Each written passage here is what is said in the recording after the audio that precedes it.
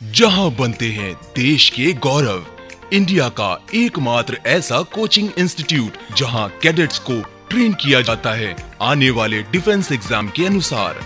अगर आपका भी सपना है भारतीय सेना में शामिल होकर देश की सेवा करने का, तो आज ही ज्वाइन करें त्रिशूल डिफेंस एकेडमी। जय व्यूअर्स, स्वागत है आपका त्रिशूल डिफेंस एकेडमी में। तो जिस तरह से हम सीरीज लेकर आए हैं, लगातार हम आपके लिए एनडीए जो अपकमिंग एग्जामिनेशन है उसकी प्रिपरेशन के लिए लगातार हम वीडियो को लेकर के आ रहे हैं। तो आज एक बहुत ही इंपॉर्टेंट थ्योरी का पोर्शन में लेकर के आया हूँ। आज हम सीखेंगे बायनोमियल थ्योरम और जानेंगे इसके डीप स्टडी के बारे में, और जहाँ जहाँ भी सुपर ट्रिक्स आएंगी वहाँ वहाँ मैं आपको हिंट करता जाऊँगा। तो आज की क्लास हमारी डेडिकेटेड है बायनोमियल थ्योरम को। चलिए शुरुआत करते हैं। बायनोमियल थ्योरम यानी कि इसको हिंदी में द्विपद प्रमेय कहते हैं। जब हम a plus x to the power n को एक्सपेंड करते हैं तो हमें nc0n, nc1an minus 1x, nc2n minus 2x square, इस तरह ये लास्ट टर्म जो मिलता है ncn x to the power n मिलता है। ठीक है, अब मैं यहाँ क्या करने जा रहा हूँ, ये जो इक्वेशन हमें मिला हुआ है, इस इक्वेशन में मैं a को 1 पुट करने जा रहा हूँ। यहाँ पे a को मैं क्या पुट करने जा रहा हूँ, a को 1 पुट करने जा रहा हूँ। तो जैसे यहाँ पे a की जगह पे 1 आएगा, यहाँ पे चीजें बदलेंगी, nc0, nc1x, nc2, nc3 ऐसे dot dot dot dot ncn x to the power n होगा। ठीक है, ये हमारा इक्वेशन नंबर 1 हमने इसको मान लिया है। आगे बढ़ते हैं। अगर हमने यहाँ पे x को भी 1 रख लिया तो यहाँ पे हो जाएगा 1 + 1 का पावर n, यानी कि nc0 और x की जगह पे 1 रखते जाएंगे तो nc0, nc1, nc2 dot dot dot हमारा ncn तक जाएगा। ठीक है, तो यहाँ पे आपको क्या मिल जाएगा, 2 टू द पावर n। ठीक, आगे बढ़ते हैं। इसी स्लाइड में हमने इसको डाला हुआ है, ये देखिए। तो अगर कोई सीरीज बायनोमियल की इस तरह से चल रही है कि nc0 से ncn तक वो चल रहा है, nc0, nc1, nc2, nc3, nc dot dot dot dot ncn तक कोई सीरीज अगर चल रही है, तो उसका जो आंसर होगा, उसका जो उत्तर होगा, वो आपका आंसर होगा 2 टू द पावर n। उसका आंसर क्या होगा, 2 टू द पावर n। ठीक है, चलिए अब हम आते हैं, if we put x equal to -1 in the equation first. तो जो हमारा इक्वेशन फर्स्ट था, यहाँ पे ये जो इक्वेशन फर्स्ट है, इस फर्स्ट इक्वेशन में अगर x की जगह पे मैं -1 को रख दूं तो फिर क्या हो जाएगा, यहां से अगर -1 मैं यहाँ पे पुट कर दे रहा हूं तो 1 - 1 क्या हो जाएगा, 0 हो जाएगा।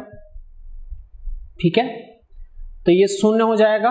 और बाकी अगर मैं x की जगह पे -1 यहाँ पे रख रहा हूं तो जहां जहां x है वहां वहां माइनस लगेगा, और जहां जहां x स्क्वायर है वहां वहां प्लस होगा। ठीक है, तो फिलहाल ये सीरीज हमारी कुछ ऐसी चलेगी।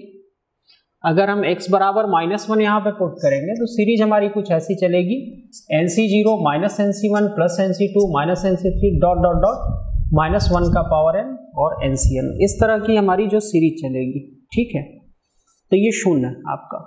तो अगर कोई सीरीज प्लस माइनस की तरफ इंक्रीजमेंट जा रही है तो उसका आंसर क्या होगा, उसका आंसर होगा हमारा 0 या 0। ठीक है, अब हम adding equation second and third we get, second equation और थर्ड इक्वेशन को हम ऐड कर रहे हैं। ठीक है, ये जो हमारा सेकेंड इक्वेशन है जो आपको ये दिख रहा है, और ये हमारे जो थर्ड इक्वेशन है जो हमको दिख रहा है, इन दोनों को एडिशन करते हैं। तो जब आप एडिशन करोगे तो सीधी सी बात है, ये जो ऑड फंक्शंस हैं, ऑड वाले टर्म्स आपके ये कैंसिल आउट हो जाएंगे। तो ये वाले जो आपको दिख रहे हैं nc1 और nc3 जो आपको दिख रहे हैं, जहाँ पे नीचे प्रीफिक्सेस में आपको ऐसे ऑड नंबर्स दिख रहे हैं, वो सारे के सारे क्या हो जाएंगे, वो कैंसिल हो जाएंगे। ठीक है, तो बचेगा क्या, वही टर्म बचेंगे जिसमें नीचे आपको क्या दिख रहे होंगे, ऐसे आपको इवन दिख रहे होंगे। ठीक है, तो चलिए, तो इसको एडिशन हमने किया, तो एडिशन किया तो हमारे पास ये चीज उभर करके आएगी। तो देखते हैं जब एडिशन हमने किया तो क्या आया। एडिशन जब हमने किया तो ये सब डबल हो जाएगा। ये जो भी नीचे आपके इवन वाले दिख रहे हैं 0 के बाद 2 के बाद 4 ऐसे 6 नीचे प्रीफिक्सेस जो इवन दिख रहे हैं वो सारे क्या हो जाएंगे, एडेड हो जाएंगे, यानी कि डबल हो जाएंगे। डबल होके फिर NC0 और NC2 ऐसा वो चलेगा और ये डिवाइड यहाँ पे कर देंगे तो ये 2 का पावर n-1 हो जाएगा। NC0 NC2 ऐसा ये चलेगा तो 2 का पावर n-1 हो जाएगा।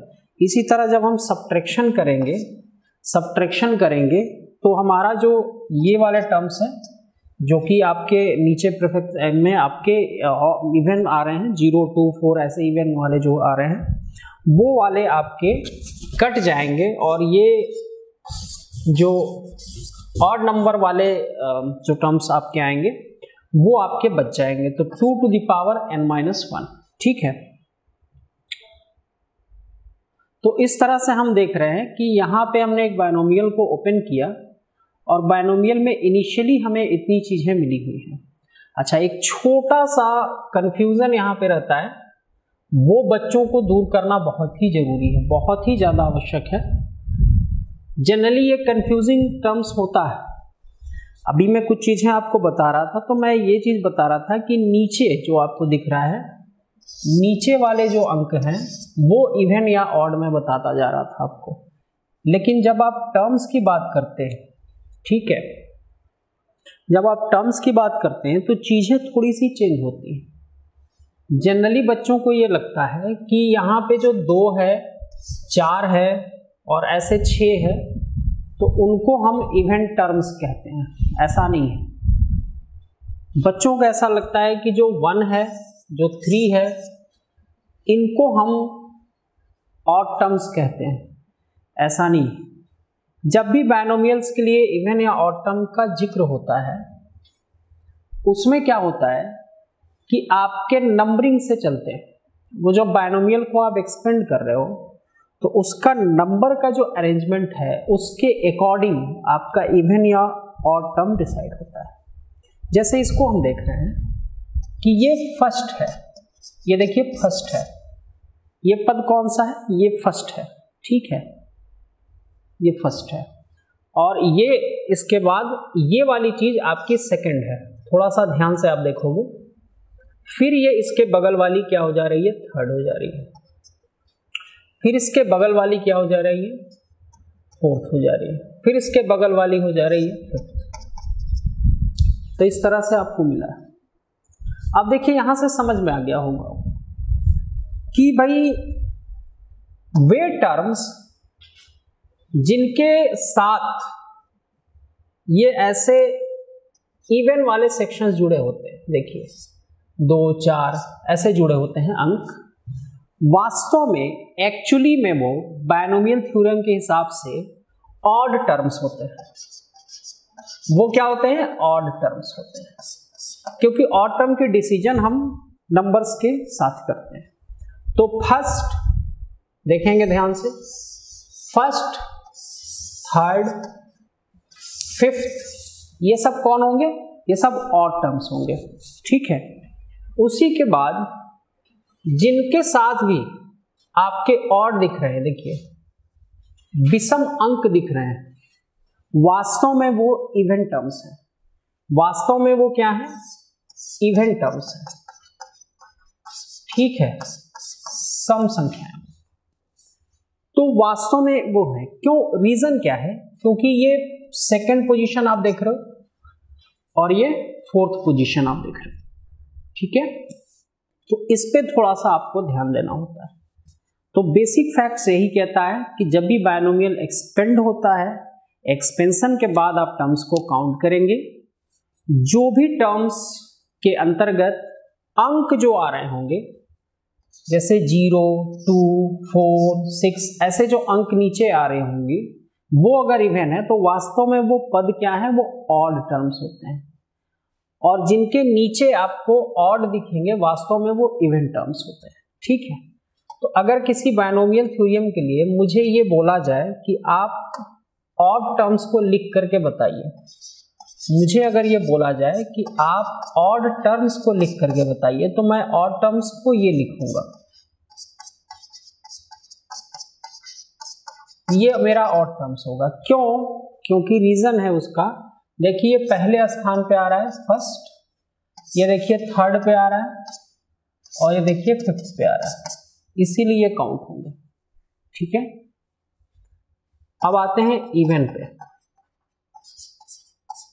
इवन पे तो इवन मुझे अगर लिखने को बोला जाएगा तो मैं NC1 NC3 NC5 ऐसे लिखूंगा, NC1 NC3 और NC5 इस तरह से लिखूंगा।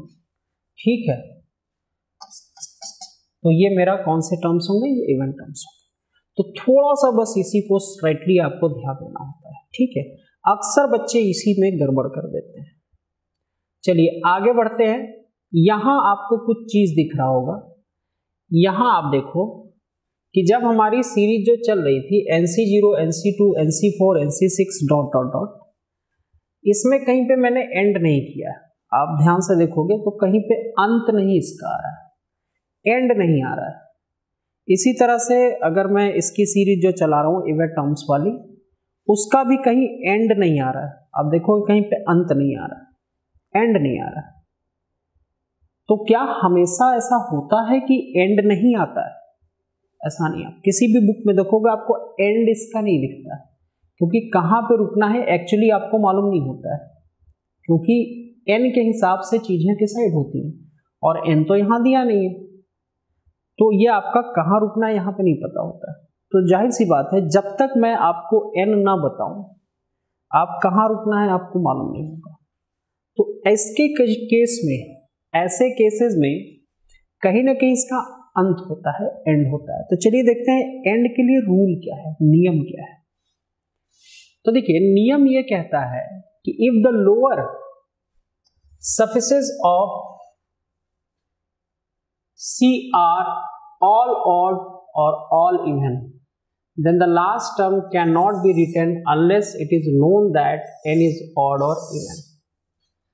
यानी कि आपका अगर कोई सीरीज इस तरह से बढ़ रही है जैसे NC0 NC2 NC4 dot dot dot या NC1 NC5 dot dot dot, तो आप उसका अंत नहीं बता सकते हैं जब तक कि मैं आपको ये ना बता दूं कि n इवन है या फिर n ऑड है।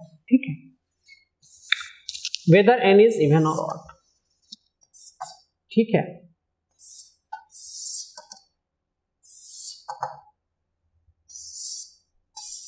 अब देखिए रूल क्या कहता है, नियम क्या कहता है। If the lower and upper suffixes are both even, both odd और both even, then the last term will be NCN। यानी कि अगर आपका ऊपरी जो ऊपर है NCR आप लिखते हो ना, तो उसमें जो ऊपर पावर होता है वो और नीचे वाला, ये दोनों अगर इवन है या फिर दोनों ऑड है। जैसे एक एग्जांपल लेते हैं, अगर कुछ ऐसा मैंने लिखा, यहां पे देख रहे होंगे कि आप दोनों अपर सरफेस और लोअर दोनों क्या है, इवन है। या फिर अगर मैंने कुछ ऐसा लिखा, यहां पे देख रहे होंगे आप कि दोनों आपके ऑड है। ठीक है, तो इस केस में आपका एंड कहां पे होता है? अगर दोनों इवन या दोनों ऑड होंगे तो आपका एंड कहां पे लाना है? आपका NCN। आपका अंत कहां पे होगा उसका, सीरीज का? वो अंत होगा आपका NCN पे। ठीक है, और अगर ऐसा नहीं है, यानी कि एक इवन और दूसरा ऑड, या ऊपर ही ऑड आ जाए नीचे इवन आ जाए, ऐसा अगर कुछ हो रहा है, इवन के साथ ऑड आ रहा है, तो ये कहां पर रुकेगा? NCN-1 पे रुकेगा। कहां पे रुकेगा? NCN-1 पे जाकर के ये एंड। ठीक है, चलिए, तो ये चीज आपको समझ में आ गई। इसके कुछ एग्जाम्पल्स हम यहां पे ले रहे हैं, इसके कुछ एग्जाम्पल्स हैं, देखते हैं। ये हमारी सीरीज चल रही है, देखिए 10C0। अब यहाँ पे मैंने आपको n ओपन करके दे दिया है। अब आप देख रहे होंगे यहाँ पे कि यहाँ दोनों जगह इवन चल रहा है। तो रूल के हिसाब से मुझे अंत कहाँ करना चाहिए, रूल के हिसाब से मुझे अंत NC n पे करना चाहिए। तो देखिए मैंने अंत किस पे किया है, 10C 10 पे किया है, ठीक है, 10C 10 पे किया है। और बस यहाँ पे फार्मूला क्या था हमारा, 2 का पावर n-1 था, 2 का पावर 9 आंसर हो जाएगा, ठीक है। इस पे आते हैं। अब यहाँ पे दिक्कत यह है कि एक इवन है दूसरा ऑड है, एक इवन है देखिए दूसरा ऑड है। तो इस केस में क्या करोगे, एंड अपना कहाँ पे करोगे भाई, एंड अपना कहाँ पे करोगे, अंत आप कहाँ पे करोगे, NC n-1 पे करोगे। यानी कि इस बार मेरा अंत जो होगा इस सीरीज का वो 10C 10 पे ना होकर के मेरा अंत किस पे होगा, 10C 9 पे होगा। लेकिन आंसर ऑफ कोर्स वही आना है, आंसर को कोई फर्क नहीं पड़ने वाला, क्योंकि आंसर हर बार आप सेम फार्मूला यूज करते हैं, ठीक है। आगे बढ़ते हैं, कुछ और एग्जांपल्स मैंने यहाँ पे ले रखा है। देखिए यहाँ भी उल्टी चीज चल रही है, ये ऑड है ये इवन है, ऑड है ये इवन है। तो मैं कहाँ रुकूंगा, मैं किस पे रुकूंगा, NC n-1 पे रुकूंगा। यानी कि मैं 11C 11 पे ना रुक करके मैं कहाँ रुकूंगा, 11C 10 पर। बाकी तो फार्मूला वही है, 2 का पावर n-1 2 का पावर 10 आंसर हो जाएगा। यहाँ पे देखिए दोनों ऑड है, दोनों ऑड है, दोनों ऑड है। तो मुझे कहाँ रुकना चाहिए, रूल के हिसाब से मुझे NC n पे रुकना चाहिए, यानी कि 11C 11 पे मुझे रुकना चाहिए, कोई दिक्कत नहीं। तो 2 का पावर 11 यानी 2 का पावर 10 हो जाएगा, ठीक है। आगे बढ़ते हैं। अब देखिए ये जो सेक्शन मैंने बताया है उस पे बेस्ड ये कुछ बहुत ही टिपिकल से क्वेश्चंस हैं, बहुत ही कठिन क्वेश्चन ये माने जाते हैं। इनमें बड़े बड़े रूल्स लगते हैं, कुछ कैलकुलस के फॉर्म लगते हैं, कुछ पर्टिकुलर फॉर्मुलेशन होता है, तब जाकर के ये क्वेश्चंस आपके सॉल्व होते हैं। ये एक टाइम टेकिंग प्रोसेस होता है ऐसे प्रश्नों के हिसाब से, और ऐसे प्रश्न आपके NDA के लिए काफ़ी ज़्यादा इंपॉर्टेंट माने जाते हैं, क्योंकि थोड़ा सा आपका जो एग्ज़ाम होता है वो कठिन माना जाता है, ठीक है। बट यहाँ पे मैं आपको सुपर ट्रिक इसकी बताने जा रहा हूँ, इसके बाद से सारे के सारे क्वेश्चन बहुत आसानी से हो जाएंगे।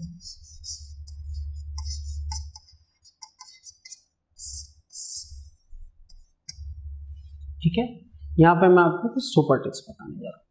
सुपर ट्रिक्स ये कहता है कि आपको n को कुछ यहाँ पे मान लेना है, ठीक है, n को आपको कुछ मान लेना है।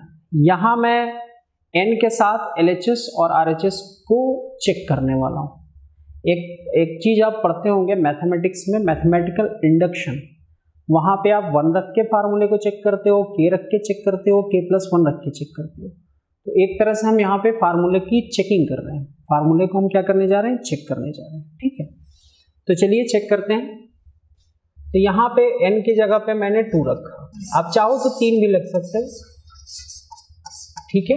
2 पे अगर बाई चांस कभी नहीं बनता है तो आपको 3 ले लेना होगा। तो n को मैंने क्या रखा, 2 रखा, ठीक है। अब यहाँ पे क्या हो जाएगा, 2C0 हमारा, मान लिए ये LHS पोर्शन है, प्रश्न को हमने क्या माना, LHS, और मैं आंसर को क्या मानूंगा, RHS मानूंगा, ठीक है। तो 2C0 minus 1/2 2C1 plus 1/3 2C2, ठीक है। अब इसको हल करते हैं, 2C0 1 होगा, माइनस 2C2 और 2 होगा, और ये 1/3 होगा, ठीक। अब आपका ये जो पोर्शन है ये पूरा का पूरा आपका कैंसिल हो जाएगा, ये हमारा हो जाएगा 1/3। तो हमें LHS क्या मिल गया, 1/3। अब इनमें से जो ऑप्शन मुझे 1/3 दे देगा वो मेरा आंसर होगा। यहाँ अगर मैं 2 रखूंगा तो 1/3 नहीं मिलने वाला, तो ये ऑप्शन दोनों तो गए। अगर मैं C वाले ऑप्शन पे जा रहा हूँ और इनके जगह 2 रख रहा हूँ तो मुझे क्या मिल गया, 1/3। तो LHS और RHS दोनों क्या कर गया, मैच कर गया।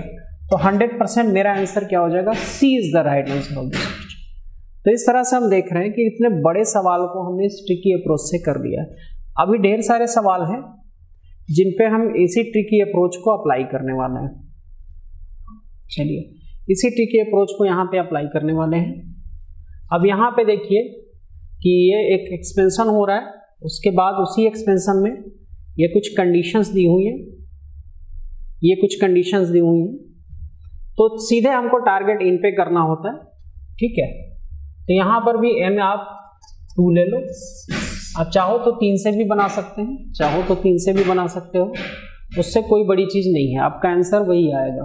ठीक है, तो यहाँ पे जब कुछ नहीं होता तो यहाँ पे n हिडन होता है, तो यहाँ n हिडन है तो मैं लगा देता हूँ यहाँ n में लगा देता हूँ। ठीक है, तो चलिए यहाँ पे हो जाएगा आपका 2c1 upon 2c0 plus 2 into यहाँ हो जाएगा 2c2 बटे 2c1। बाकी अगले पे नहीं जाएंगे क्योंकि यहाँ दिक्कत यह है कि यहाँ 2c3 हो जाएगा। अगर मैं यहाँ पे 2 रख दूँ तो ये 2c3 हो जाएगा, और 2c3 जैसी तो कोई चीज़ होती नहीं है, क्योंकि r आपने पढ़ा है कि r जो होता है वो n से हमेशा छोटा या बराबर होगा। r कभी भी n से बड़ा हो ही नहीं सकता है। ठीक है, कॉम्बिनेशन में r कभी भी n से बड़ा नहीं होता है, तो वो तो इम्पॉसिबल हो गया, तो यहीं पे हम रुक जाएंगे। तो 2c1 आपका 2 हो गया और 2c0 1 हो गया, और ये 1 हो गया और 2c1 आपका 2 हो गया, तो ये 2 प्लस 1, यानी कि मुझे मेरा LHS मिल चुका है। LHS मुझे क्या मिला? 3। अब इन ऑप्शन में से जो ऑप्शन भी मुझे 3 ला करके दे देगा वही मेरा आंसर होगा। तो क्या ये 3 मुझे दे रहा है? जी नहीं, ये 3 नहीं दे रहा है। क्या ये मुझे 3 दे रहा है? जी नहीं, ये भी मुझे 3 नहीं देगा n बराबर 2 रखने पर। क्या ये मुझे 3 दे रहा है? जी हाँ, ये मुझे 3 दे रहा है। देखिए, जैसे ही मैंने n बराबर 2 रखा, ये वाला पोर्शन जो है C जो ऑप्शन है वो मुझे 3 देने लगा। तो LHS भी 3 है और RHS भी 3 है। तो क्या ये सही है? बिल्कुल है। जी हाँ, बिल्कुल राइट आंसर है। This is the right answer. ठीक है, तो इस तरह से हम देख रहे हैं कि बहुत बड़े, ये छोटे सवाल नहीं है, काफी टाइम टेकिंग जटिलतम सवाल होते हैं, लेकिन हम उनको आसानी से कर पा रहे हैं। उसी तरह ये है, ये बस फॉर्मेलिटी है, एक्सपेंशन बस बताया जाता है कभी कभी क्वेश्चन में कि इस एक्सपेंशन में ये चीज आ रही है। मेन आपका पोर्शन ये वाला होता है। ठीक है, अब चलिए इस प्रश्न को हम देखते हैं। अब आप कहोगे सर यहाँ पे भी 2 आप ले सकते हैं क्योंकि 2 3 तक आपका बढ़ रहा है, तो यहाँ पे भी मैं 2 ले रहा हूं। तब देखते हैं 2 से कैसे बन रहा है। 2c0/1, 2c1/2, 2c2/3, 2c0 1 है, 2c0 हमारा 1 है, और 2c1 हमारा 2 है, और 2c2 1 है।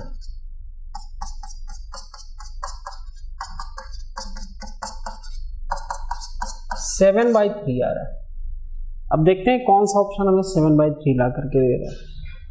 यहाँ 2 रखेंगे तो नहीं, 7/3 ये भी नहीं है। इस पे आते हैं थोड़ा सा।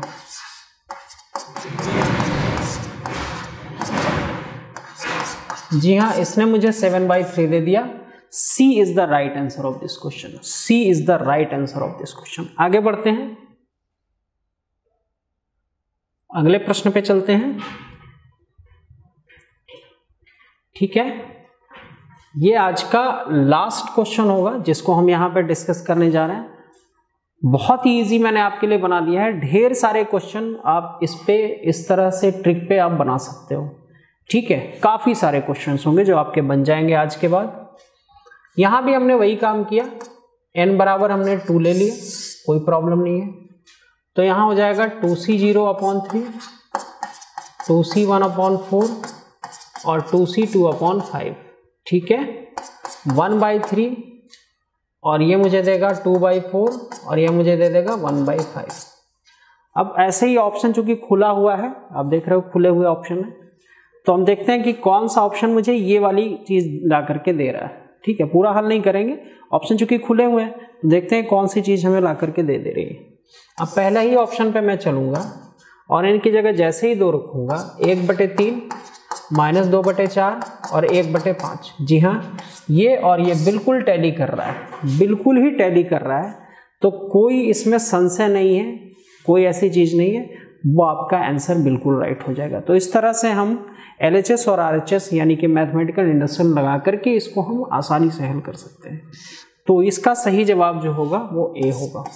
ठीक है, अभी मैं बायनोमियल की और भी सेक्शंस को लेकर के आऊँगा जिसमें इंडिपेंडेंट टर्म्स होंगे आपके जो जनरल टर्म होगा वो कैसे निकाला जाता है, सबकी सुपर ट्रिक्स हैं, उनको मैं आपके साथ डिस्कस करने वाला हूं। तो जुड़े रहेंगे त्रिशूल डिफेंस एकेडमी के साथ। जय हिंद। जहां बनते हैं देश के गौरव, इंडिया का एकमात्र ऐसा कोचिंग इंस्टीट्यूट जहां कैडेट्स को ट्रेन किया जाता है आने वाले डिफेंस एग्जाम के अनुसार। अगर आपका भी सपना है भारतीय सेना में शामिल होकर देश की सेवा करने का, तो आज ही ज्वाइन करें त्रिशूल डिफेंस एकेडमी।